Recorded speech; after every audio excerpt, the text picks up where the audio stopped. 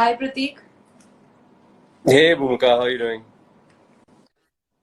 Good, all good, all good. Thank you. Hey, doing well.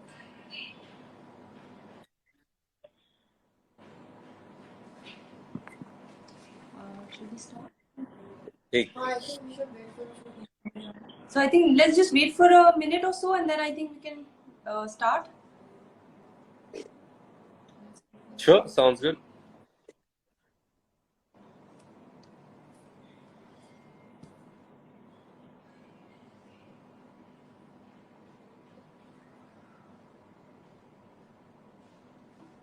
So you're in Mumbai right now? I am actually in Bangalore today. We're here for the e-commerce summit. My partner Kirti will be speaking on the panel in marketplaces tomorrow. Oh, great, great. Sounds interesting. So yeah, here in Bangalore, almost 2 years, 3 years since the pandemic, but things are finally opening up with in-person conferences and meetings. So excited to be out there. Absolutely, it's so exciting to be actually meeting people. We've been talking for so long. We've been on the phone, Zoom, but I mean, meeting in person is obviously fabulous. Just amazing. Nothing beats that. Yeah. Okay. So I think we can start. Okay. Okay, so I think we should start. So, hi everyone, a very good evening, and thank you for joining IG Live, presented to you by Apparel Resources. My name is Bhumika, and I'm joined with Prateek Gupte from Relove. So, Prateek is a three-time tech founder. He spent last 5 years working on conversational AI with GeoHaptic, and he's one of the top 100 engineering product managers in India.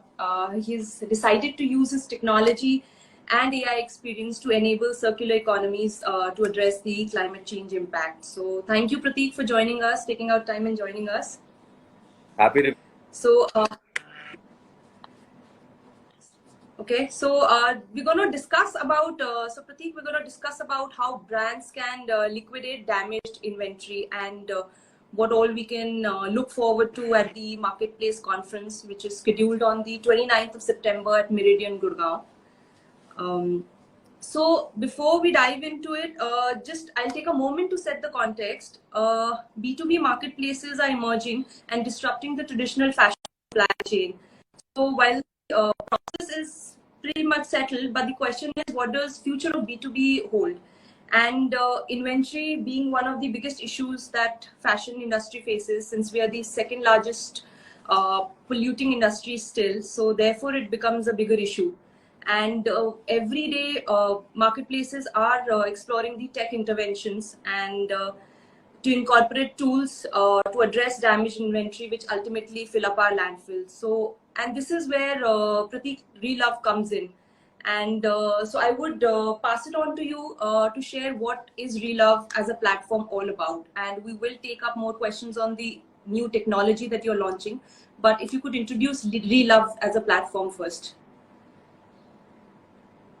So yeah, Relove is essentially a technology platform for fashion brands. We help them enable them. We do this in two ways. One is a resale technology, a peer-to-peer resale technology that allows the brand's customers to come back and resell an item that they are no longer using. The second is a technology we call Rescue. As in through a brand's life cycle during their production, they have almost anywhere between 5 to 10% of their items end up as damaged items, slightly defective items. The rescue technology allows them to list those items for sale by allowing clearly sort of listing out the defect that is there. And kind of like how you had your factory outlets back in the day, or you have your in-person factory outlets. So that's what we're bringing to the internet through e-commerce. We're calling them digital factory outlets, and Rescue allows you to put your inventory up for sale over there. Perfect. Sounds very interesting. So, Prateek, now, so what do you think, how fashion brands are moving towards sustainability, and what do you think is the force behind that? I think, I'll talk about the force first. I think the primary force is the consumer. The consumer today is a lot of questions. They've become a lot more aware, and they want to buy things that have a lower impact and not sort of harmful to the planet. So they're asking all sorts of questions from not just who's making this, are they fair, are they paid a fair wage, what are the materials that are being used, how is this cotton grown, cotton, and then even now we're coming to the next part of it, which is what happens once we're done with the item. What if this item no longer fits me? What if you resell this item? And that's where we come in, where we help the brand provide an end of life to the item. If a woman's body goes through more than 30 changes through their lifetime, you have so many size changes. So we provide this technology and a service to these brands to enable them to have a longer relationship with their customers and not just about selling the item and forgetting about it. Got it. So, I mean, so let me just come back to a very basic question. So, what actually is defective inventory? I mean, how do we define it? Is it something like a tiny mark or thread inconsistencies, or can it be like as big as the whole lot? So, how do we define it basically? Yeah, absolutely. It's a good question, and it could be, both of these things. And I'll talk about a couple of examples. So one could be, we've identified and seen almost 30 to 40 different types of things that can go wrong. Some of them could be like a small stitching defect. Some of them could be that the label was not placed on the garment during manufacturing. Others could be there was a stain in the warehouse, some sort of small ink mark or a pen mark while someone was doing got onto it. And all of these items start to collect. Over time, you'll have hundreds and crores worth of which has minor defects, and brands don't want to list them as a fresh piece. So what do you really do with them, right? The others could be, an entire lot goes wrong. We had Absolutely. where they were producing a batch which was in yellow, but somewhere during the dyeing process, the color went slightly off. So a whole lot came out with a slightly off color.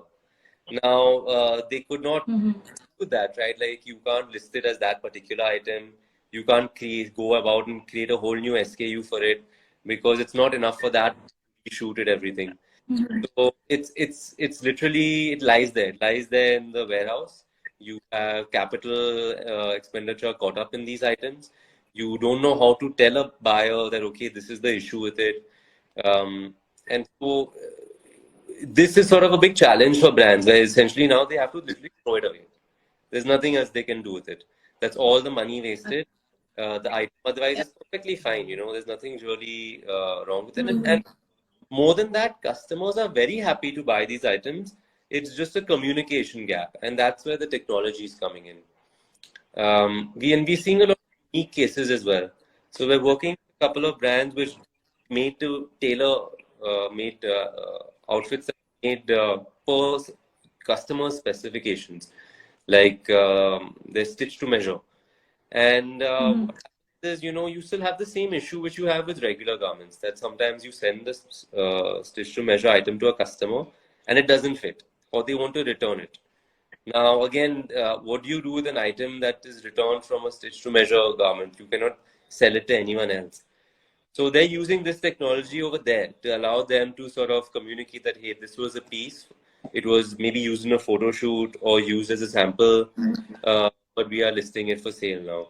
So people are kind of recovering all of that inventory, and again, customers are getting a great deal, and then more they're happy to also buy items with these minor defects.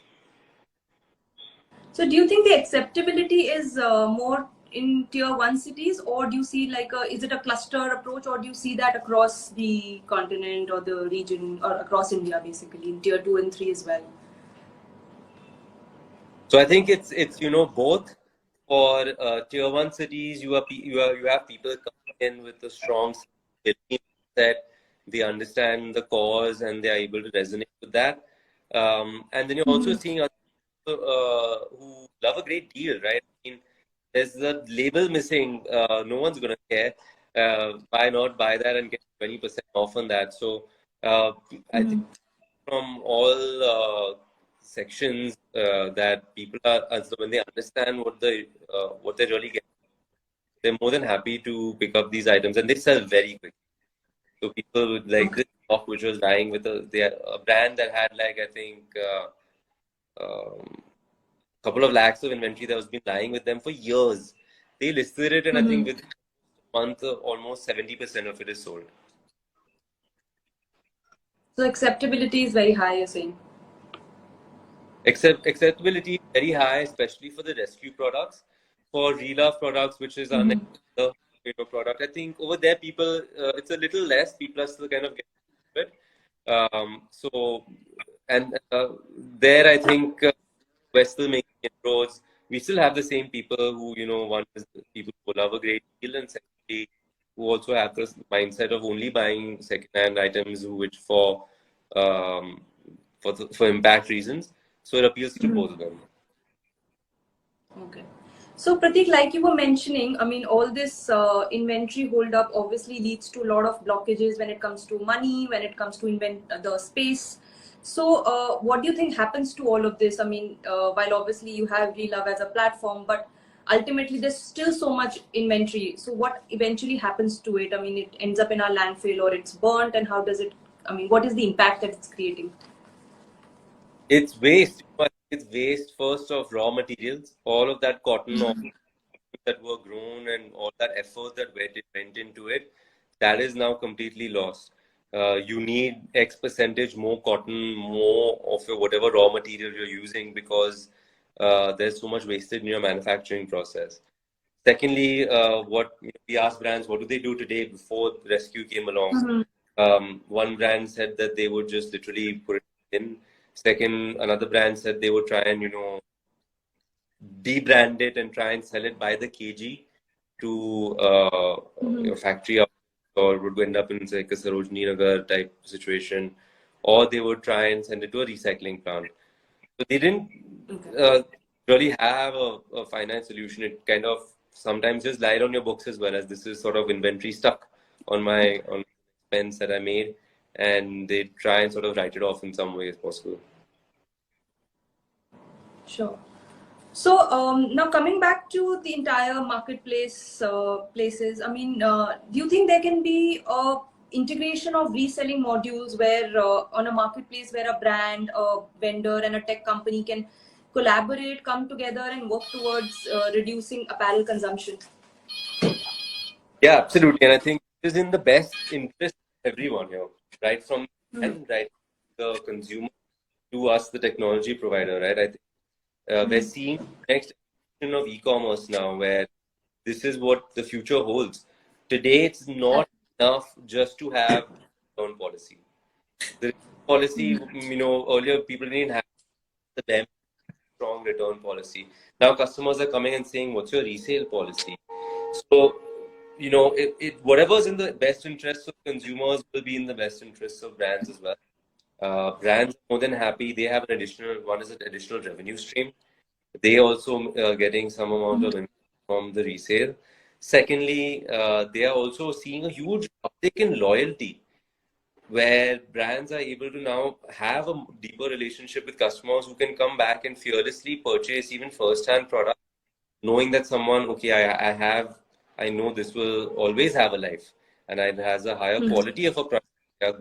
They're standing behind their item that they have made. And third is, they're even acquiring new customers. So we saw a brand recently getting almost 18x ROS through their store credit mechanism, but just by using resale as a hook to get people more who want to sort of, participate. Got it. So while I mean we've understood what the thought behind rescue, but could you elaborate on what is the process in terms of how does it work, and what is the thought? I mean, how does it work basically? So it's a very simple integration. So brands comes to us, they can almost it takes them for Shopify, it takes them about half an hour.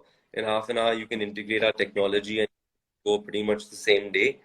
We are now also launching this product for other technology outside of Shopify, such as WooCommerce, Salesforce, SAP as well. Once you integrate the app, within the app itself, you give your warehouse manager this tool.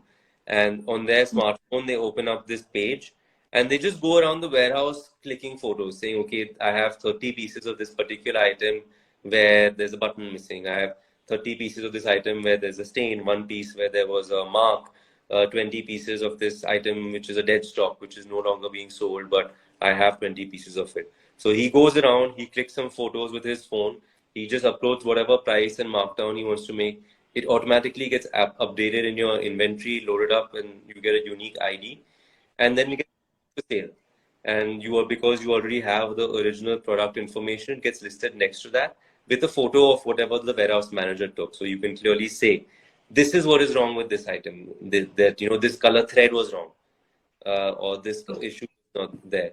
And the customers then can come in and see that, okay, this is what was wrong. It also gets listed through our partner marketplaces and our own store as well. And so you also get another app via those customers and make those sales through our entire network that we have. And then that's it. It gets, if once it gets sold, it moves into your regular inventory order fulfillment system. Okay, got it. So it seems a pretty simple process and has a finesse around the interface. So it sounds interesting. So now coming back to the conference that we have next week, and to all of us who've joined, Prateek will be part of our panel on sustainability, which is scheduled next week on 29th at Meridian, Gurgaon. So Prateek, any last thoughts in terms of what are you looking forward at the marketplace conference, and what will be your key talking points or the focus areas when you're part of that discussion? No, I'm super excited for this conference. Can't wait to meet everyone. And I'm just here to talk about what the future holds. Re-commerce is the future. Sustainability is the future. And our goal as a company is to really make this as easy as possible for all sorts of brands, right? Of any size, small, medium, large. Our goal is to make it completely hands-free. And it no longer need be a burden on a company that, hey, I need to think about my environmental impact. We're here to provide technology solutions which help you not just run your company, not just make you more profitable, but are completely hands-free and very easy to implement. So that's where we come in, and that's sort of how we want to provide and help I think brands make this transition.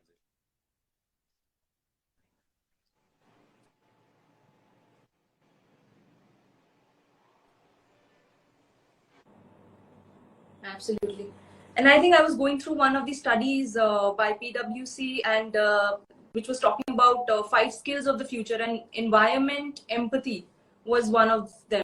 I think be it any industry, and fashion obviously being biggest polluter, one of the biggest polluters, I think environment empathy is something which needs to be imbibed right from the beginning for any business during the incubation, right from the incubation, I believe. Yeah, and you know, wherever you are in your journey, whether you're starting a business today, you might have been a company that's been doing this for 20, 30 years, or maybe 100 years even. It's something into your, like you said, in incubating into your business in a very fundamental way as you go ahead. And there's a lot of solutions out there to go about it, and it is something that will help your business.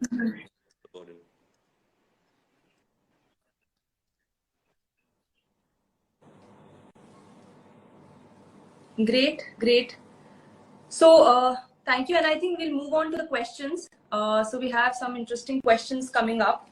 So one question is, how can brands reduce the number of damages in their product line? Who should have owners of the same design team or brand or the production team of the factory? I think, you know, it's I'm not sure if I'm the best person to answer this, but I'll say that I think it's a from what I've seen from working with brands, it's a bit of a thing.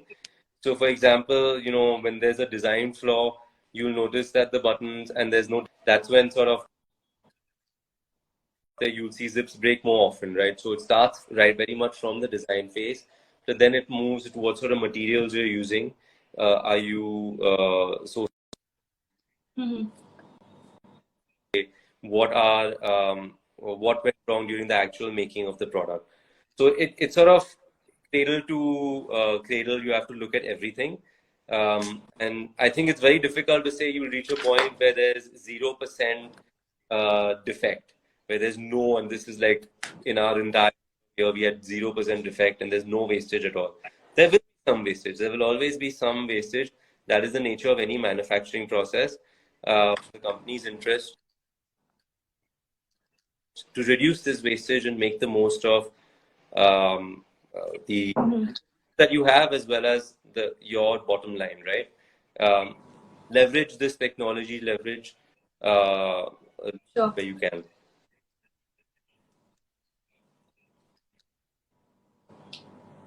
Okay, we have another question. Are the exporters, manufacturers allowed to sell their rejected or surplus in the local market, and how much percentage? So that depends on sort of agreement that you have with your the person who's leased out the manufacturing to you.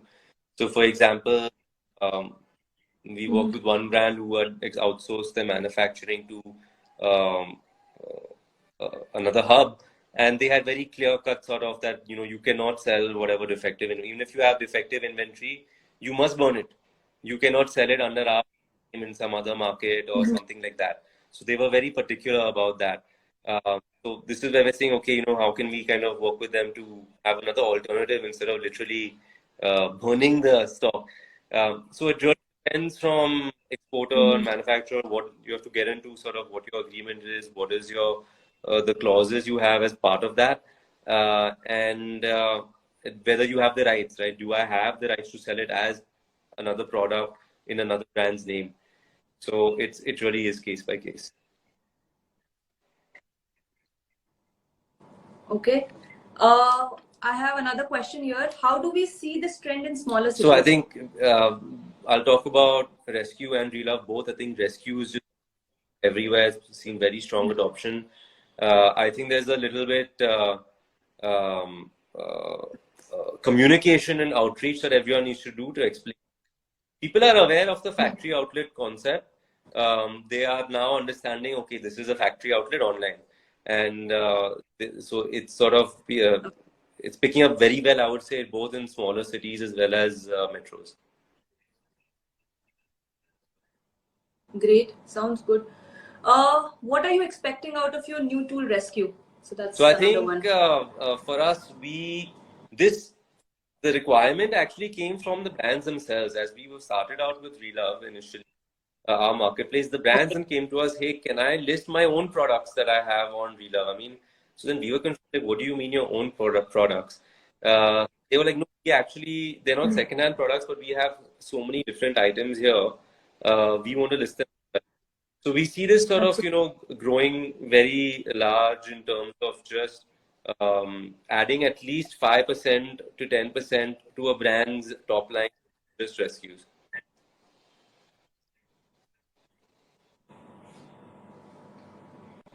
Okay. And I think we'll take the last question. So, which are your hot selling We brands? also have a few fashion brands also now onboarding on the rescue feature. Brands selling right from kids clothing to furniture. We have a first sort of accessories brand launching.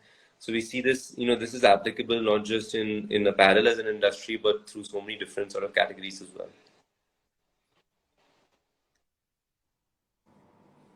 Great. So great. Thank you so much, Pratik. And it was a lovely chat. And we all look forward to having you at the event next week on 29th at the Marketplace Conference in Meridian, Gurgaon. So thank you so much for taking out time. It was a lovely chat. Excited to be there. See you all very soon, hopefully. All right. Thank you so much. Thanks everyone for joining. Thanks. Bye. Thanks.